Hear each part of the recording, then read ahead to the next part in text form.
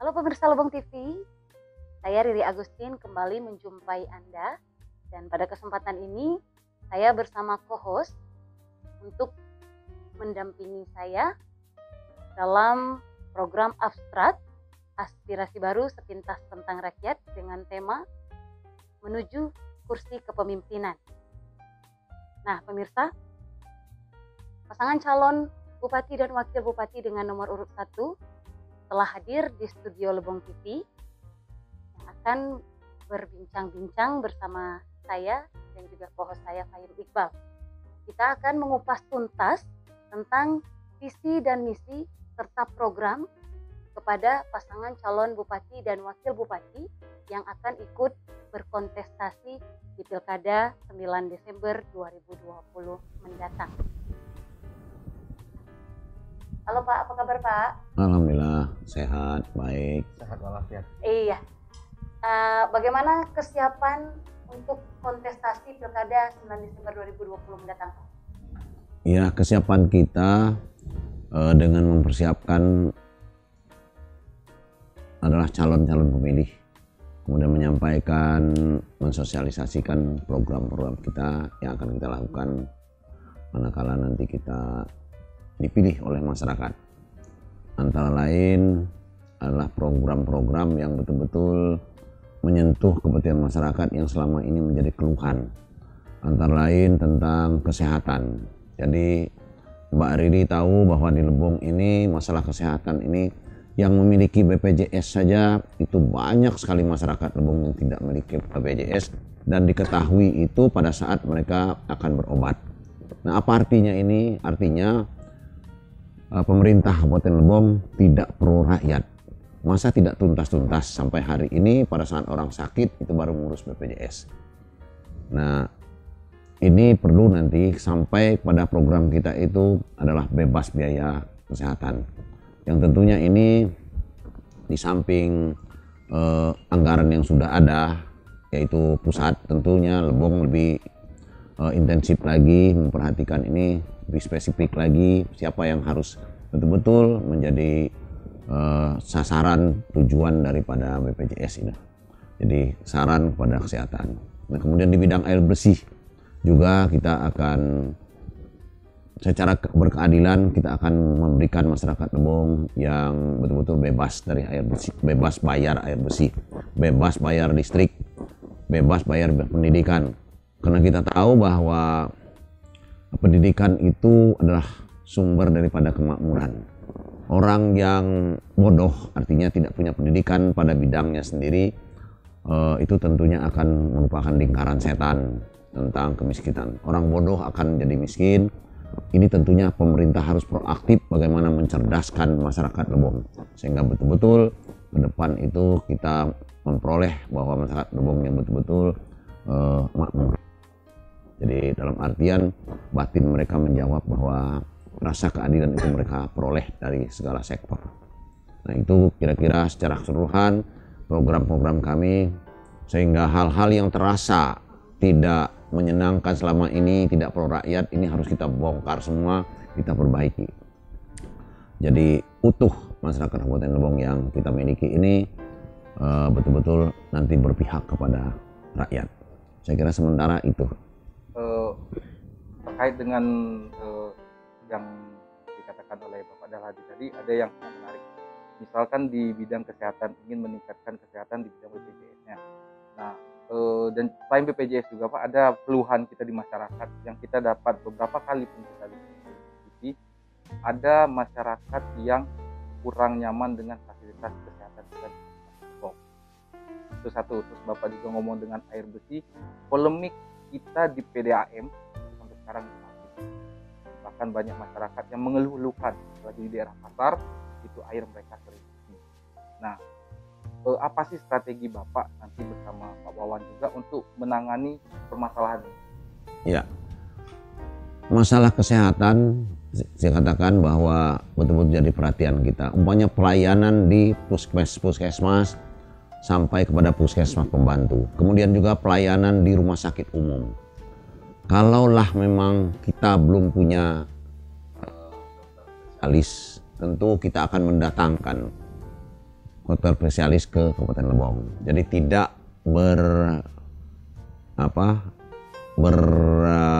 berbuat sesuatu yang selalu rujukan ke daerah lain. Salah satu pertimbangan pada saat kita mendirikan rumah sakit umum di Kabupaten Lebong itu adalah karena jarak kita dengan kabupaten terdekat dengan provinsi apalagi itu jauh, sehingga kita direkomendasi untuk membuat rumah sakit. Nah ini tentunya diawali dulu dengan program kita menyekolahkan orang Lebong dengan biaya gratis, sehingga nanti ada dokter-dokter Lebong yang betul-betul merasakan, menghayati betapa pentingnya bagi orang Lebong tentang kesehatan.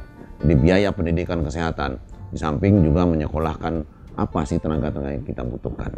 Nah ini tentunya tidak mudah kalau pemerintah tidak komit terhadap kesehatan. Jadi komitmen itu sangat penting. Nah kemudian pertanyaan kedua kaitannya dengan air bersih. Air bersih itu sumber kehidupan. Bahwa di dalam tubuh kita ini 75% itu adalah cairan. Jadi kita butuh air. Air yang tentu yang memadai. Mengapa di Lebong ini saya lihat terakhir yang saya lihat itu menunjukkan ketidaksiapan Lebong dan tidak berpihakan pada masyarakat. Direktur PDAM dijabat oleh seorang yang tersibuk di Kabupaten Lebong, orang yang paling sibuk. Mengapa yang namanya PLT begitu lama? Harus dicari orang yang ahli di bidang air minum adalah air bersih untuk kepentingan masyarakat. Jadi harus komit betul. Jadi tidak di PLT kan kepada orang yang sibuk. Mengapa sampai berlama-lama? Tidak apa-apa untuk kepentingan masyarakat. Di samping tadi masalah kesehatan. Ini kaitannya dengan kesehatan. Banyak penyakit itu karena kurang cairan dan sebagainya. Nah, sehingga ini komitmen dua sektor ini di samping sektor-sektor lain, program yang lain yang pro dengan rakyat, ini harus kita betul-betul menjadi perhatian. Insya Allah program itulah yang kita utamakan di samping tadi pendidikan, kesehatan, air bersih. Banyak sekali keluhan, padahal air bersih kita adalah dari ketinggian. Banyak sekali. Tapi karena pemerintahnya tidak pro, inilah buktinya. Kok di PLT kan sampai bertahun-tahun, boleh dikatakan bertahun. Dan tidak diserahkan pada ahlinya, harusnya kepada yang ahli. Siapa ahli tentang air bersih? Sebab kehidupan manusia itu adalah dari sumber air. Banyak masyarakat yang tidak sehat karena kekurangan air. Saya kira Pak Wawan silakan ditambahkan. Ya, bicara soal PDAM, tentunya air menguasai hajat hidup orang banyak. Karena itu berkaitan dengan soal kesehatan. Bagaimana mungkin kita membayangkan jika ada saudara kita yang lagi hamil, tetapi dia menikmati air minum yang kurang bersih? Tentunya itu akan berdampak kepada faktor gen dan keturunan yang akan berikutnya. Saya tidak menginginkan adanya salah satu faktor kesehatan itu akan mempengaruhi anak yang akan dilahirkan. Tentunya bicara soal PDAM, ada soal pipanisasi yang dari zaman Soeharto dulu yang perlu diperbarui. Mungkin sudah 30 tahun yang lalu harus kita update soal pipanisasinya. Tentunya ini adalah bicara soal kebijakan anggaran ini Pak Bupati, karena ini akan berkaitan dengan anggaran pendamping, bagaimana kita bisa menyampaikan pipanisasi sampai ke water meternya ke setiap rumah-rumah warga. Ini adalah soal will, mau atau tidak menyelesaikan soal air bersih ini untuk kedepannya. Jika itu hanya soal jargon bahwa itu, saya pikir akan percuma jika tidak ada will atau soal kebijakan ataupun keinginan dari pemerintah Kabupaten Lebong di dalam menyelesaikan soal air bersih ini. Apalagi di banyak bantuan dari luar negeri yang siap memberikan bantuan kepada Kabupaten Lebong di dalam menyelesaikan persoalan air bersih. Mereka akan siap mengganti semua uang APBD kita jika kita gunakan sampai ke rumah-rumah penduduk dengan konsep MBR, masyarakat berpenghasilan rendah. Banyak luar negeri pun siap memberikan bantuan. Berapa yang digunakan oleh APBD? Mereka akan siap mengganti. Ini persoalannya, mau atau tidak. Jika infrastruktur kita soal jalan, kita memang diperlukan kok, tetapi yang kira-kira betul-betul memadai. Ada infrastruktur soal jalan, perkebunan yang memang diperlukan. Kemudian soal jembatan memang diperlukan, tetapi ada prioritas, skala prioritas yang harus diselesaikan oleh pemerintah Kabupaten Lebong ke tahun-tahun berikutnya. Oke, baik. Merupakan itu tadi permasalahan-permasalahan yang akan segera diselesaikan nanti Pak ya. Ya. Tentunya masyarakat pasti mengharapkan itu. Nah, kita melihat dari sisi kepemudaan tentang anak-anak milenial yang ada di Kabupaten Lebong.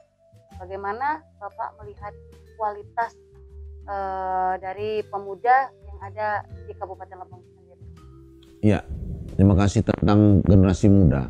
Di mana-mana pendobrak pembangunan itu pendobrak, tentang pembaharuan dan sebagainya itu pada umumnya adalah pada generasi muda.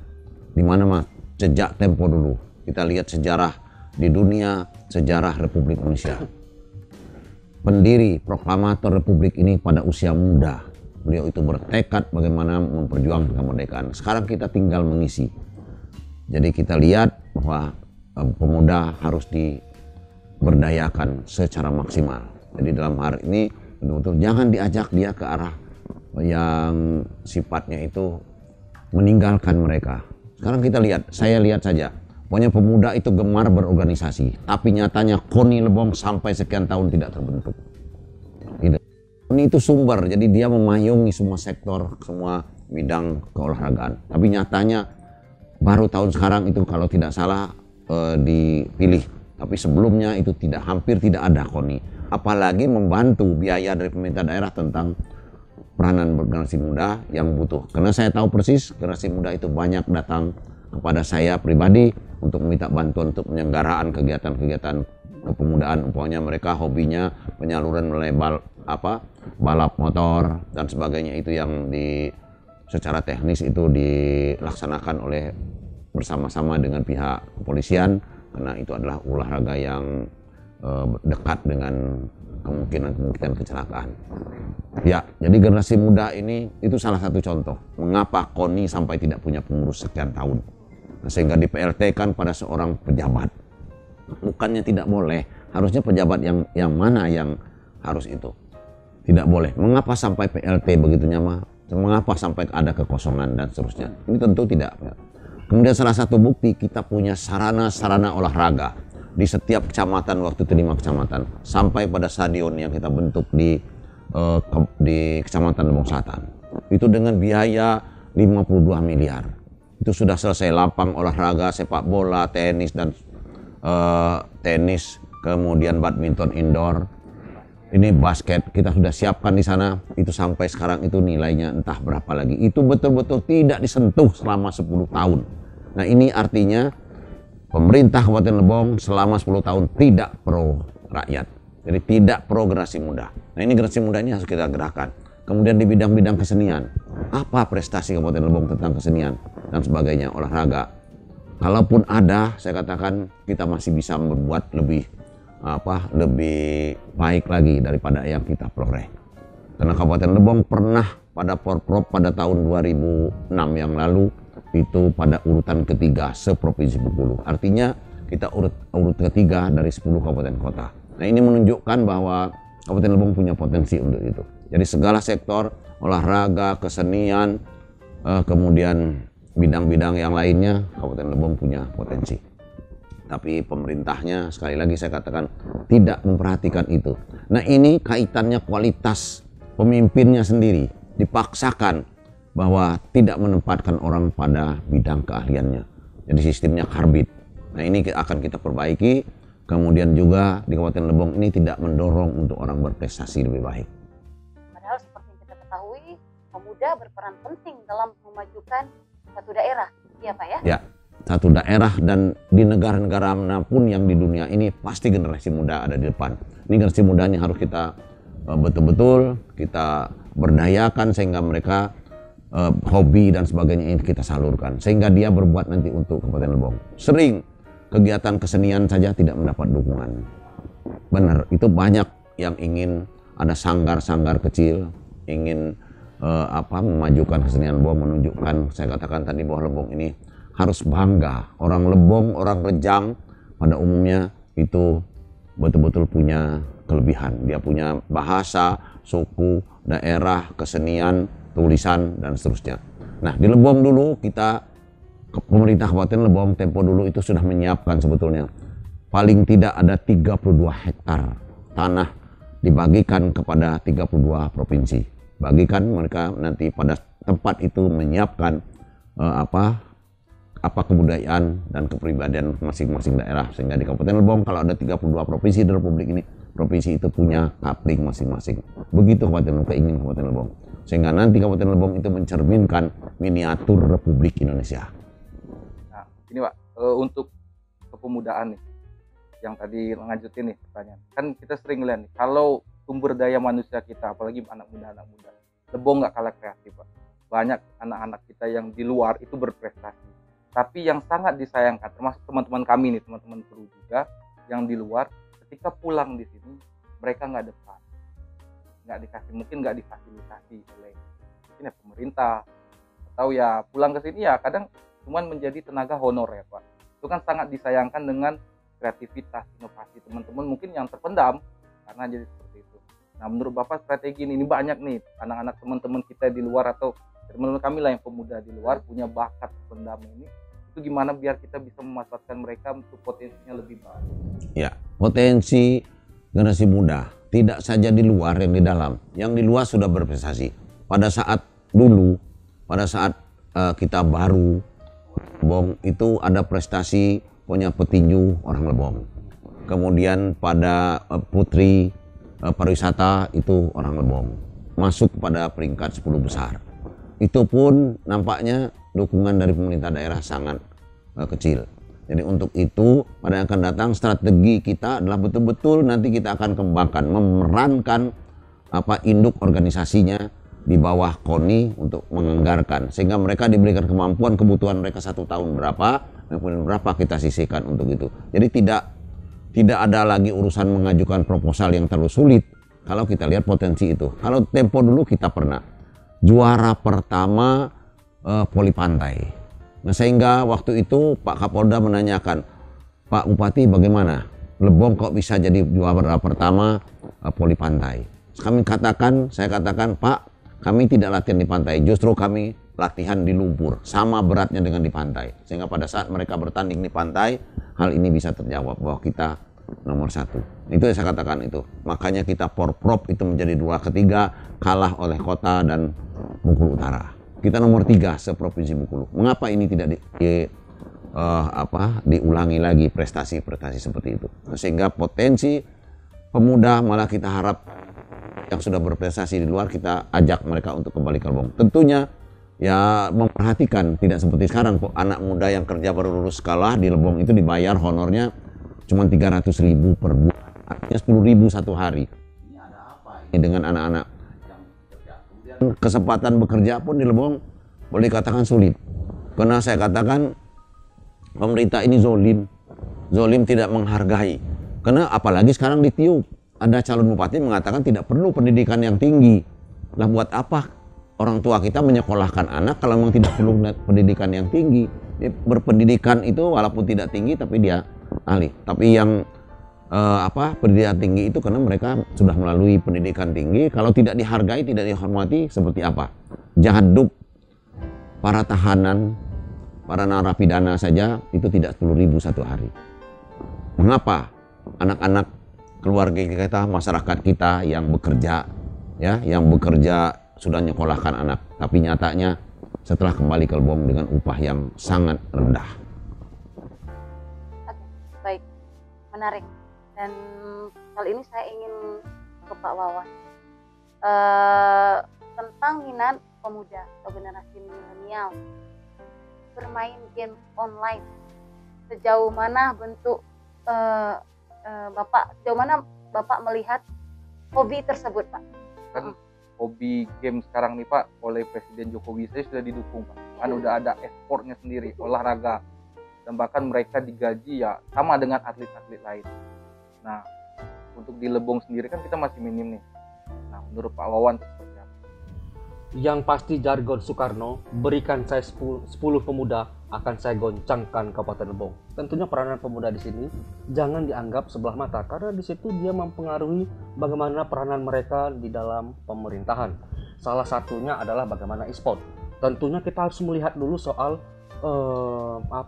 blank spot. Masih banyak daerah tertentu yang kira-kira konektivitas 4G-nya masih blank. Tentunya kita akan akan bantu melalui camat, apalagi ini kaitannya dengan KBN daring.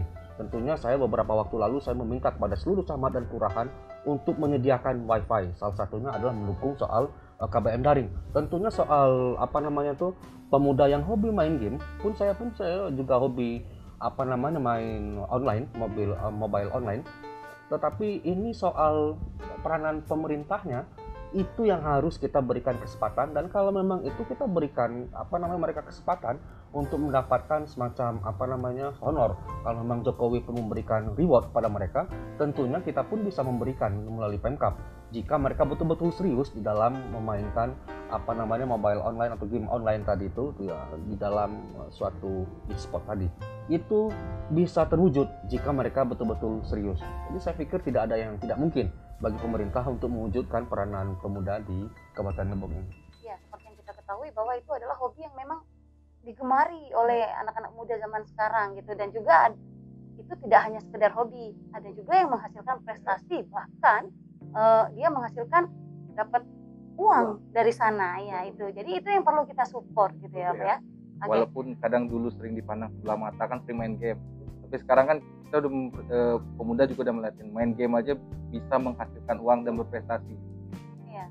Jadi tidak menutup kemungkinan menerima hobi-hobi baru yang menghasilkan gitu ya, Pak ya. Itu adalah suatu hobi yang positif daripada mereka melakukan suatu yang kegiatan yang negatif. Tentunya seperti itu tadi, KONI pun kita harus menyiapkan seperti ada main skateboard yang main landasan seperti itu. Itu yang harus kita bantu untuk support karena itu memacu adrenalin. Karena anak muda itu ada kaitannya dengan adrenalin yang memicu bagaimana mereka bisa meningkatkan kreativitas mereka itu sendiri. Ya, saya tambahkan bahwa di HP ini permainan itu antara lain pokoknya bisa main game, main catur di pakai ini. Nah, artinya ini bisa semua, main bola dan sebagainya, itu mengundang di samping menghasilkan tadi hobi mereka, kan kemudian mereka belajar dari media ini untuk bagaimana mengembangkan dirinya sehingga mereka siap untuk menjadi ahli di dalam bidangnya itu, ahli dalam artian mempraktekkan dirinya itu. Jadi memang kreativitas itu tidak bisa ditutup. Tapi sekali lagi pemerintah harus proaktif. Pemerintah harus berpihak kepada kegiatan-kegiatan yang positif nilainya bagi masyarakat Kabupaten Lebong. Ya. Oke, baik Pak. Kita break dulu, ada minuman di sini tempat teman kita. Ya? Ada kopi, Pak. Lebong. Kopi Lebong ini. Ya, mari kita minum kopi Lebong. Asli ini. Asli Kabupaten Lebong. Lebong. Ini merupakan salah satu UKM dari UKM unggulan kita lah Kabupaten Lebong ini. Oh, Lebong Coffee namanya. Produk unggulan Lebong Coffee. Iya. Nah, sama ini selingan untuk bertanya Pak. Ini kan salah satu UKM yang berkata ya sekaligus mempromosikan Lebong nih Pak. Betul. Nah, bagaimana langkah Pak Wawan nanti dan Pak Dahladi dengan UKM yang mempromosikan daerah kita sendiri termasuk Lebong Coffee ini, kopi-kopi yang lain. Ini strategi yang seperti sambil diminum Pak kopinya Pak. Enak juga kopinya.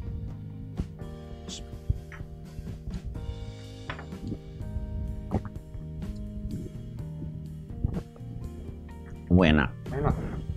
Ya, tadi ada beberapa UKM yang ada di Kabupaten Lebong. Tentunya banyak sekali UKM yang mengharapkan perhatian lebih dari pemerintah. Dan ini juga sudah dikemas dengan sedemikian rupa. Dan pakai oleh-oleh. Ini persoalannya pemerintah harus memfasilitasi tentang pemasaran. Nah, pemasaran ini sangat penting. Ini saya lihat udah pakai aluminium ini ya, foil. Aluminium foil ini adalah bahwa dia sudah tahan. Nah, memang ini harus diberikan pendidikan pada kita semua bagaimana kopi yang sehat, kopi yang enak. Ini juga potensi untuk Lebong. UMKM ini saya lihat memang ini juga keberpihakannya kurang. Jadi bidang-bidang yang kita unggulkan ini pemerintah tidak proaktif. Jadi tidak ada perhatian. Mereka itu terlalu kepada proyek. Nah, harusnya kepada program. Artinya program itu berkesinambungan untuk dikembangkan, bukan pada proyek. Artinya kalau proyek itu mereka selesai proyek, selesai ya selesai. Nah, sedangkan kesinambungannya ini memelihara bagaimana pemerintah memfasilitasi sampai kepada pemasarannya. Kemana pasarnya? Kita harus bisa bersaing, harus mampu bersaing tentang pasar ini. Saya kira Pak Wawan silakan ditambahkan. Ya, saya pikir ini semua UMKM tentunya harus kita dukung, terutama yang Lebong Coffee ini. Kita bisa mungkin ada semacam, ya kalau belum minum Lebong Coffee pagi hari ya serasa belum minum kopi, rasanya kan begitu. Tetapi ini bagaimana misal kalau ada tamu daerah atau kita berkunjung ke suatu daerah, ini bisa menjadi suatu oleh-oleh, suatu buah tangan bagi daerah lain yang kira-kira itu bisa mengenalkan Lebong Coffee ini keluar daerah. Tentunya ini soal pemasaran tentunya akan kita bantu. Misalnya ada beberapa gerai market yang kita mungkin minta space ini Pak Poti ke depannya, bagaimana itu bisa menampung semua kegiatan UMKM kita untuk ke depannya, misalnya soal jeruk gerga ataupun segala macam itu bisa kita minta ke soal market tadi itu untuk mereka menempatkan space mungkin sekitar 5% dari dari space itu, bagaimana mereka bisa menempatkan UMKM mereka untuk bisa lebih dikenal lagi kepada masyarakat. Tentunya ini saya sangat mendukung betul karena ini bisa meningkatkan pertumbuhan perekonomian di masyarakat Kabupaten Lebong, dan ini harus kita dukung betul, dan seluruh masyarakat pun betul-betul harus bisa membantu bagaimana ini bisa bermasyarakat, karena ini adalah salah satu contoh produk kopi kita yang menjadi kebanggaan kita bersama. Jadi tidak kopi saja, mohon maaf saya tambahkan semua produk UMKM itu, pokoknya ada. Dulu pernah kita kembangkan dari lokan, ya katanya kijing jaboy yang kita kenal waktu itu sudah ada rendangnya, satenya yang empuk yang enak, kemudian tepungnya, kerupuknya. Jadi kita siapkan ada sop kijing jaboy dan sebagainya. Dulu kita sudah pernah buat adalah warung terapung di Danau Tes, karena itu gampang. Jadi banyak sekali sebetulnya yang harus kita kembangkan. Jadi semua usaha-usaha kecilnya harus dibina. Jadi sekali lagi, bagaimana nanti kalau memang ada kita programkan nanti bahwa orang yang datang ke Lebong itu kita beli. Masyarakat ini oleh-oleh dari Lebong, pokoknya gula merah, ya kemudian kopi, kijing, kemudian kerupuk, dan sampai kepada ikan kering. Nanti kita tahu bahwa Lebong inilah penghasil ikan. Nah ini ikan tuh nanti jangan sampai mereka harga pagi dengan sore itu berbeda. Pemerintah taruh harga minimal sehingga masyarakat tidak rugi. Kemudian kita beli apabila sampai pada batas minimal. Nah dibeli nanti kita masukkan ke usaha ikan kering. Nah ikan kering nanti kalau memang menguntungkan melalui koperasi dan sebagainya, tidak saya UMKM-nya, tapi ada koperasi mereka, bentuk kelompok dan sebagainya untuk memudahkan. Sekali lagi pemerintah harus pro. Dalam PD mereka beli, pokoknya untuk tamu kita yang daerah mana kita perkenalkan, kita beli. Tentu saja kalau kita berikan nanti itu ada keinginan untuk membeli akhirnya. Semua akhirnya maju. Memang pemerintah harus pro, sekali lagi pro kepada usaha kecil dan menengah. Ya ada juga inovasi di daerah Rimau Pengadang itu, kan terkenal dengan jeruk gerga. Nah para ibu-ibu yang ada di sana sudah membuat selai dari jeruk gerga, minuman dari jeruk gitu, sari jeruk di situ. Dan itu tentunya mengharapkan support dari pemerintah untuk memajukan usaha mereka tersebut ya Pak ya. Ya, nanti insya Allah tentang seluruh potensi seluruh produk dari UMKM ini, UKM ini dan sebagainya, ini harus kita kita kembangkan. Dan ikon Lebong ini harus pemerintah Lebong tidak sekedar jadi ikon saja. Kalau ada statement untuk jadikan jeruk gerga maunya yang sudah mengangkat, sudah suka tidak suka, Kecamatan Rimau Pengadang yang tadinya masyarakat itu masih sulit dengan penghasilannya, tanah-tanah yang kurang subur itu bisa jadi subur dengan jeruk gerga. Dan tentu termasuk yang terakhir itu seperti kegiatan itu maunya sampai dengan sirupnya dan sebagainya. Kalau untuk kopinya sendiri gimana rasanya? Enak betul, enak betul. Saya baru sekali ini merasakan kopi seenak ini. Banyak saya dari Aceh juga, karena di Aceh itu ada kedai kopi yang dimanapun ada ibu-ibu pun kalau mereka belum ngopi di kedai itu rasanya belum menikmati kopi. Makanya saya heran kenapa mereka harus di kedai, kira-kira kan begitu. Ya. Tapi kalau kita ini kan ya memang ini setiap rumah selayaknya ada satu kemasan lah setidaknya kan di Kabupaten Lebong, karena itu salah satu mendukung bagaimana gerakan UMKM Lebong Coffee ini di Kabupaten Lebong ini. Cukup enak Lebong Coffee-nya. Nanti suatu saat di Bandung, anak kami yang nomor 3, istrinya itu sudah ada kedai kopi 061. Itu anak kami nomor 3, Yogi. Jadi panggilan itu 061 itu Ogi.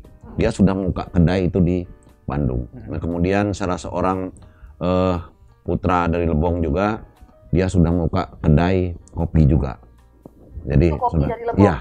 Jadi kedai kopi 97. Kebetulan anak itu kelahiran tahun 97 sehingga dia buka di Bengkulu, kemudian di Curup, katanya di Lebong juga sudah ada kedai kopi 97.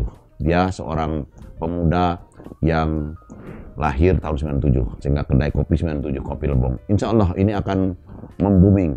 Belum lagi di Depok, kemudian di Jakarta ada orang-orang yang di sana bangga dan orang banyak yang suka dengan Kopi Lebong. Ini Pak, terkait tadi kan UMKM nih, usaha masyarakat. Ada juga usaha masyarakat yang mungkin selama ini menjadi polemik. Salah satunya di bagian tambang. Tambang ini kan kita nggak bisa nih Pak, cara emang kalau kita ngomong ini kan bisa diomong ini nggak diperbolehkan atau nggak, belum ada izin. Akan tetapi kita juga sebagai pemerintah, nanti Bapak sebagai pemerintah tidak bisa memutus mata pencarian masyarakat. Nah, gimana solusinya sebagai Bapak nanti pemerintah dengan masyarakat penambang ini agar usahanya atau mata pencarian tutup tapi dengan memiliki izin? Itu gimana nanti Pak? Ya, di dalam undang-undang minerba itu ada pasal tentang pertambangan rakyat. Saya sudah sejak dulu pada saat saya di Lebong, kemudian pada saat saya menjadi anggota DPRD provinsi, saya ingin membentuk koperasi. Tapi kewenangan saya kan sebagai penampung aspirasi, mereka membentuk koperasi, tapi setelah masuk ke pemerintah Lebong tidak ada perhatian.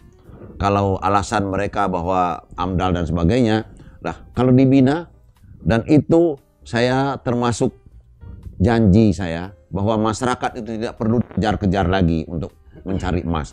Karena masyarakat Kabupaten Lebong itu sejak nenek moyang kita dulu sudah terbiasa mengambil emas itu. Nah sekarang persoalannya dengan teknologi yang ada, kemudian dengan undang-undang yang ada, akan kita bentuk koperasi. Sehingga masyarakat kita nanti yang akan menambang betul-betul mereka nyaman, mereka tenang. Jadi salah satu sumber kehidupan. Tapi dengan koperasi akan kita bantu nanti alat ngebornya, alat untuk penyedot airnya dan sebagainya. Sehingga pertambangan rakyat ini nanti dalam suatu wadah. Apakah itu koperasi, organisasi apapun namanya, sehingga saya berjanji bahwa ini akan kita usahakan, bahwa seluruh penambang itu tidak dikejar-kejar seperti sekarang rasa takut mereka.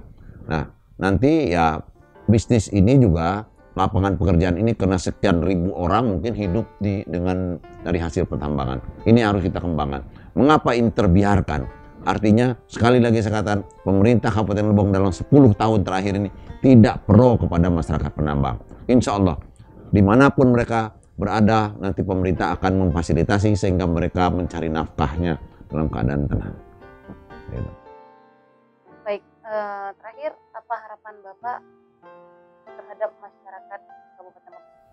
Harapan saya kepada masyarakat Kabupaten Lebong, jadilah pemilih yang cerdas untuk memilih siapa calon pemimpin mereka pada periode yang akan datang.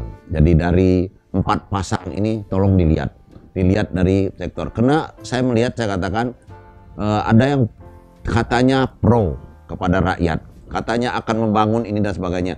Tapi kemana mereka selama 10 tahun ini kalau pro kepada masyarakat? Mengapa sekarang baru berjanji? Apakah pada saat mereka memimpin selama ini? Ada juga yang dulu pernah jadi pemimpin, lari dari Lebong, meninggalkan Lebong. Ada apa itu? Kok seperti itu? Ya, kemudian membutuhkan.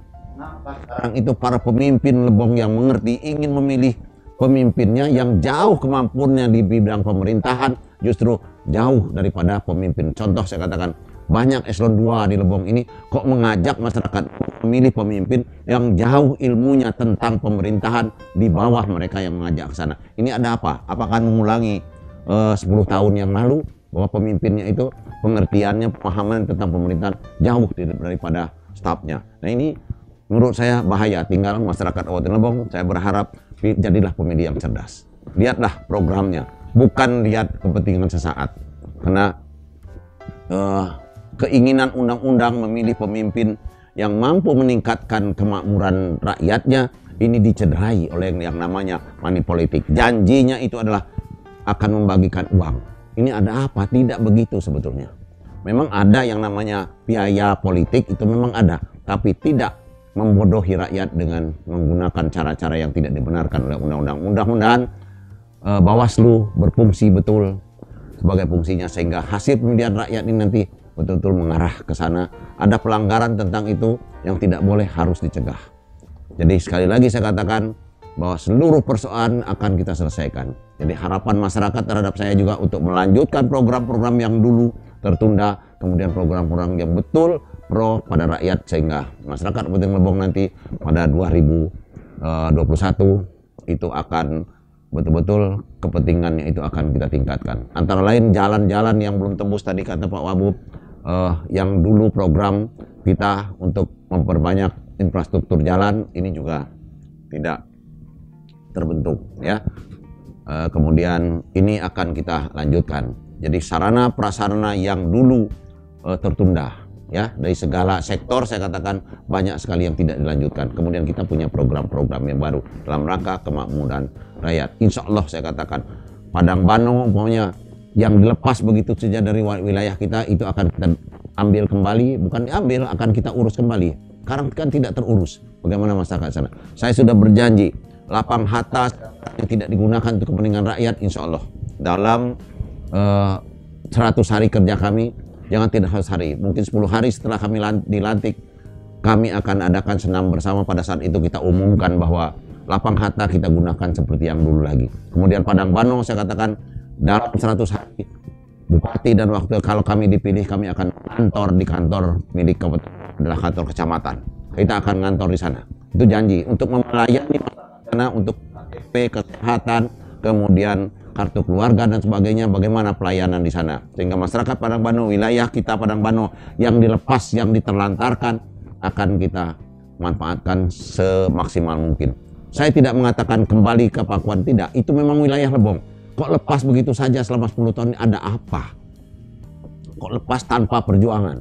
Nah ini wilayah kita. Sekali lagi, buktinya tidak ada penyerahan aset di sana. Itu milik orang Lebong. Nah itu antara lain tadi. Ini masalah pertambangan, kita akan buat koperasi. Ini insya Allah paling tidak dalam 100 hari sudah bergerak. Bagaimana bentuk koperasi ini? Kita akan usahakan ada pertambangan, organisasi pertambangan rakyat. Apa bentuknya koperasi dan sebagainya. Padang Bano juga saya katakan, kalau memang undang-undangnya, perdanya belum dicabut, insya Allah dalam 100 hari Bupati Lebong dan Wakil Bupati dengan tentunya dengan dinasnya mengikuti, paling tidak kami itu 1 minggu ada 2 hari berada di sana. Berarti untuk pelayanan. Balik ke jargon Bapak yang lama. Ya. Lebong, peta emas. Peta emas. Apa, Elok, apa artinya Pak? elok, makmur, aman dan sejahtera. Itu dari dulu, bukan diganti, itu sudah ya. Jadi sudah dari dulu sudah kita masyarakat sudah kita lakukan. Saya katakan Lebong harus utuh seperti dulu. Jangan Padang Bano saya dipikirkan. Akan lepas nanti itu Ketenong 2 akan lepas. Kemudian Sebelat, Sungai Lisai, kemudian beberapa desa itu akan terkena semua. Bukan habis artinya. Sampai ke batas Rejang Lebong itu akan terkena. Kalau memang Padang Bano itu lepas. Nah, karena ada 3 jenis peta di sana. Ada peta kehutanan, ada peta pertahanan, dan peta zaman Belanda dulu. Jadi ada 3. Tentunya kita akan kembalikan itu. Untuk yang Pak Wawan nih, terakhir juga harapannya seperti apa untuk masyarakat kabupaten? Jadilah pemilih yang rasional dan tidak emosional. Tentunya kita jangan sampai masyarakat ini terpecah belah oleh hoak ataupun isu-isu yang di sosmed yang tidak benar. Tentunya harapan saya kepada masyarakat agar betul-betul memilih pemimpin yang cerdas dan mengetahui akar persoalan di tengah-tengah masyarakat. Bagaimana cara memanajemen persoalan ini sehingga kita bisa betul-betul mencari solusi yang terbaik bagi masyarakat. Oke, baik, terima kasih Pak atas waktunya sudah hadir di studio Lebong TV ya Pak ya. Semoga apa yang disampaikan tadi memang benar-benar terwujud dan itu harapan masyarakat Kabupaten Lebong. Pasangan kami adalah nomor 1. Iya. Ya, jangan lupa. Ya. Pasangan Dalhadi Wawan itu the one. Jadi nomor 1. Insya Allah kami akan komit berpihak pada rakyat. Apa yang selama ini dirasakan oleh rakyat akan kami jawab dengan kerja nyata. Insya Allah ada program 100 hari karena kami tidak ikut menyusun APBD tahun 2020. Jadi sekarang udah tutup. Tapi bukan berarti kami menyerah. Insya Allah nanti kita akan minta ke pusat dana sebesar-besarnya untuk Kabupaten Lebong. Oke. Ya. Bisa Pak sama-sama dengan jargonnya The One tadi, Bapak calon bupati dan wakil bupati. Iya. Pilih Dalhadi Wawan nomor urut 1. Dalhadi Wawan milik bersama. Oke pemirsa Lebong TV, demikian dialog abstrak bersama dengan pasangan calon nomor urut 1 Bapak Dr. Andes Haji Dalhadi Umar BSc MSI dengan Bapak Wawan Fernandes SHMKN. Terima kasih, sampai jumpa. Saksikan terus Lebong TV, TV Tebesamu. Lebong TV, TV Tebesamu. Lebong TV, TV Tebesamu.